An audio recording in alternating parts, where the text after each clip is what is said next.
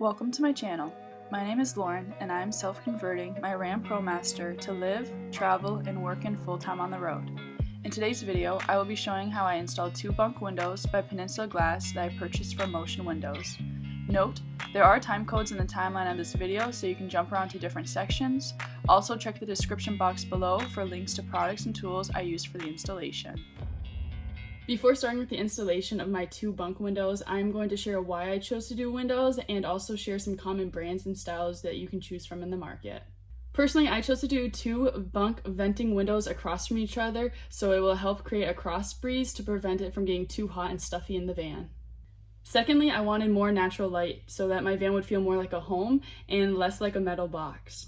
And thirdly, I wanted to have a better vision of my surroundings and views while I'm in the van itself.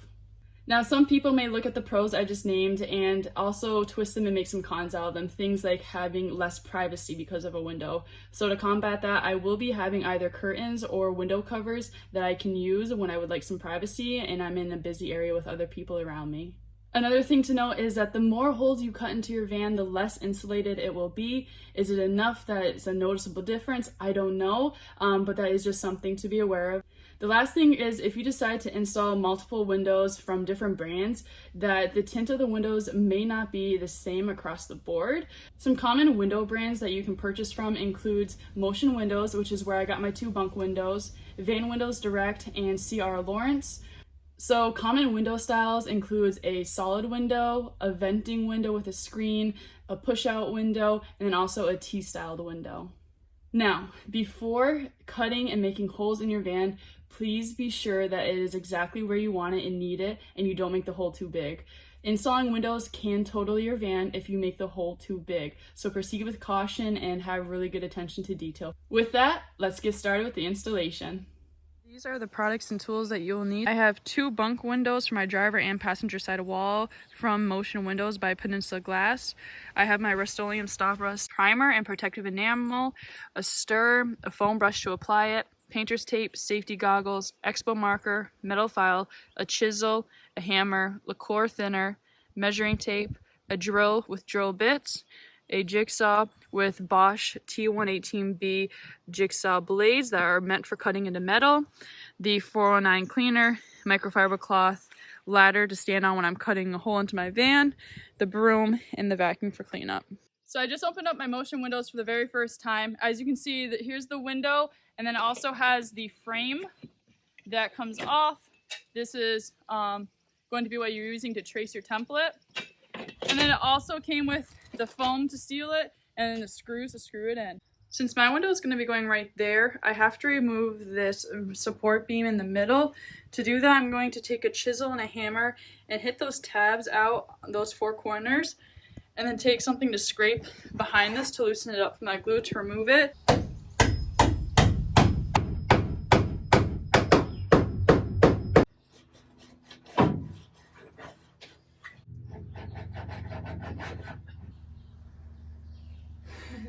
Now you need to create a template. So I'm using the cardboard box that the window came in. I taped down the clamp ring of the window with the narrow side down, and now you're going to trace on the outside of that part.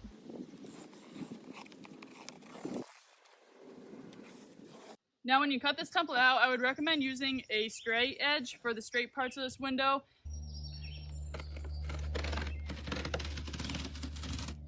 Now I'm going to tape the cardboard template to the wall of my van so I can trace it.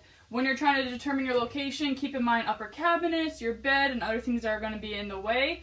Also, when you're doing this, to make sure it is in fact level, you want to measure from the bottom of this support beam to the top of your template all the way down just to make sure this is in fact level, because you can't use a level in the van if you're not parked on level ground.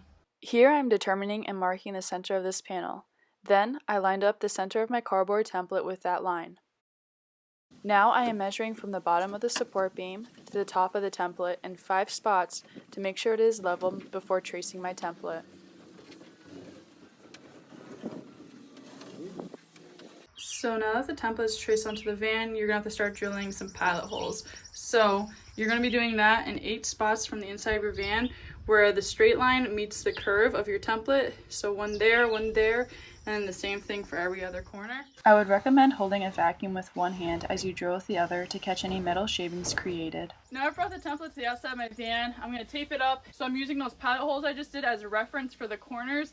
When tracing your template onto the van, I would recommend using a straight edge again for the top and bottom, as well as the two sides. To get the correct curve on the corners, you can go to motionwindows.com and print off a template to trace. I also remeasured the lines on the outside of the van to the upper lip to make sure the line was level before continuing. Before I go ahead and proceed with cutting into my van, I'm going to hang something up on the inside to catch as many metal shavings as I can from the cutting process. You can use a sheet, a towel. I'm using this thick tablecloth I just came across, so I'm going to tape it with Gorilla Glue up on this support beam and down on this one.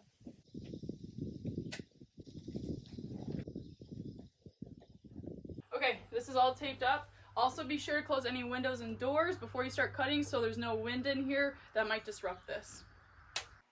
Here I am applying painter's tape around my traced line to protect my van from scratches when using the jigsaw, and to provide a better visual when cutting. You'll also want to add painter's tape to the bottom of your jigsaw for added protection. Here's my plan for cutting the hole. The large dots represent where I will be drilling holes large enough to fit my jigsaw blade.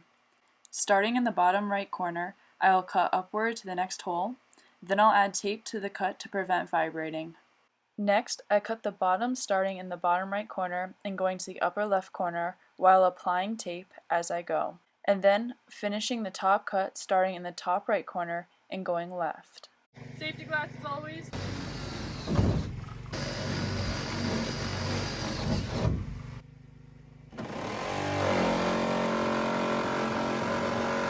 And now we tape up the side I just cut with Gorilla Tape because painter's tape never works for me.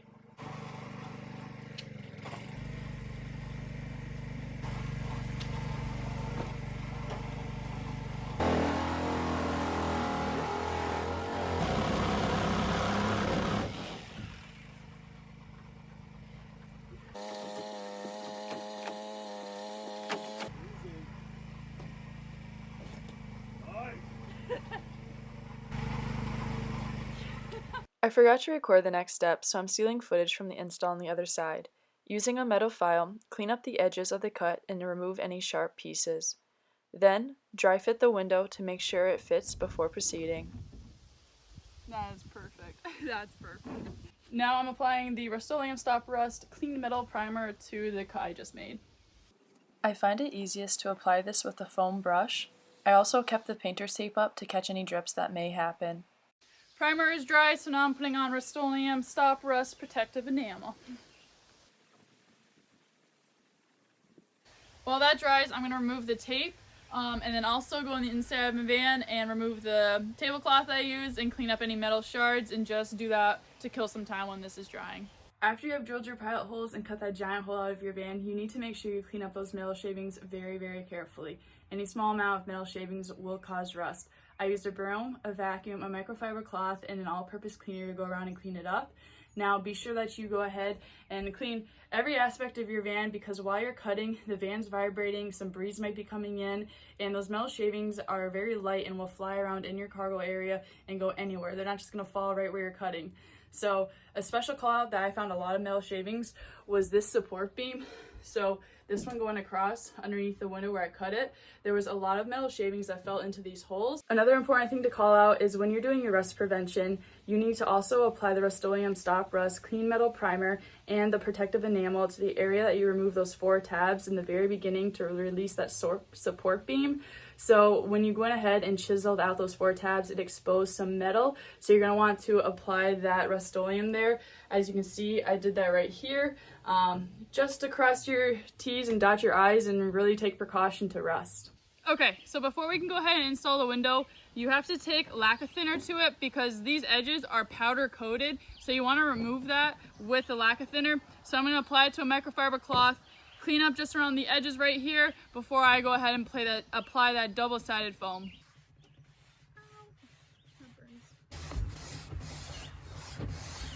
Okay, now that that is all taken care of, the double-sided foam seal should stick to the window now pretty well. Once you get to the corners, that's when you're going to want to peel back this paper on the other side of the tape, and then you can maneuver it around the corner a little bit easier.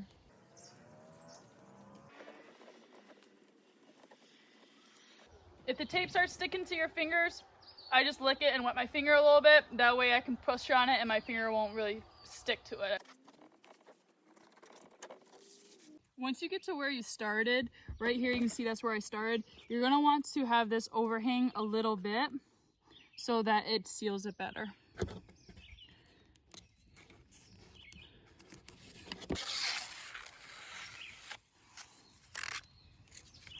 Now before you go and put this window in, you can spray down the foam with some Windex so that it won't stick right away. That way you have some time to move the window around when you're trying to get it perfectly located.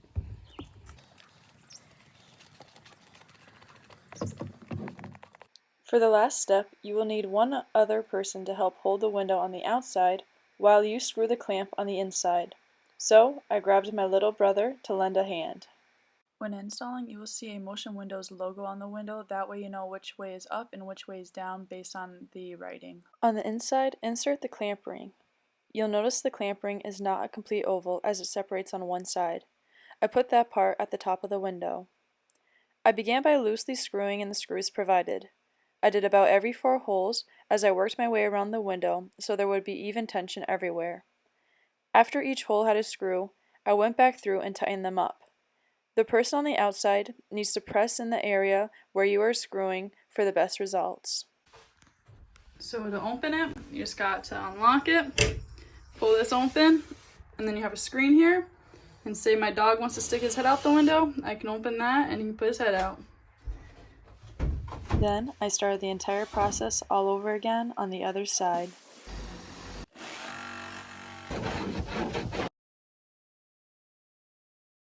I hope you found this video to be a helpful resource in giving you the confidence to install your own bunk windows.